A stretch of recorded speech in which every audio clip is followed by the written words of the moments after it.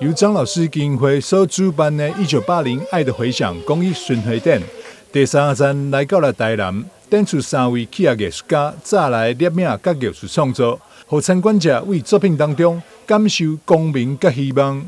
他們3位這次聯合展出張麗麗、張周偉的銅雕是非常值得收藏啊。它的主題是乘願而來，透過這些銅雕，他把他的愛心跟大家分享，也把他的願望傳達給大家。這個吳春山吳董事長，他的主題是我的鳥朋友。本來平常非常普通的鳥，透過他的相機，透過他的攝影的作品，把這個鳥拍得惟妙惟肖。張忠宏張董事長，他的主題是這個雷關密碼啊。透過他的作品，你看到我們平常接觸到的非常不起眼的那個花啊、草啊，變成是非常吸引人的藝術作品。這次巡迴展希望借由企業家跨界合作、公益結合，以後凝聚企業力量，產生的社會共鳴。這次的巡迴展，把我們的作品可以呈現出來，讓更多人來欣賞。我覺得作品它是一個餌，我是覺得它是一個，我說是吸引大家想進一步了解。當然，作品的背後的創作的意義也很重要哈。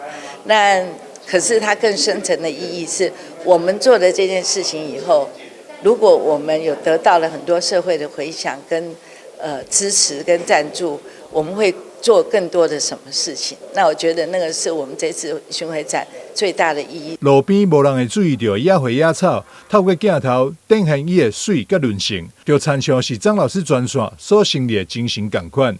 跟張老師在做的事情類似，因為我都在看關心路邊野花野草，沒有人理的，或是你路上你踩過的你都不會看一眼的。那我要把他們的那種美，那種韌性，就是為什麼他活下來，而且像這種像以前，我就很高興。張老師的目的是希望大家都要很認真、勇敢的面對你的人生。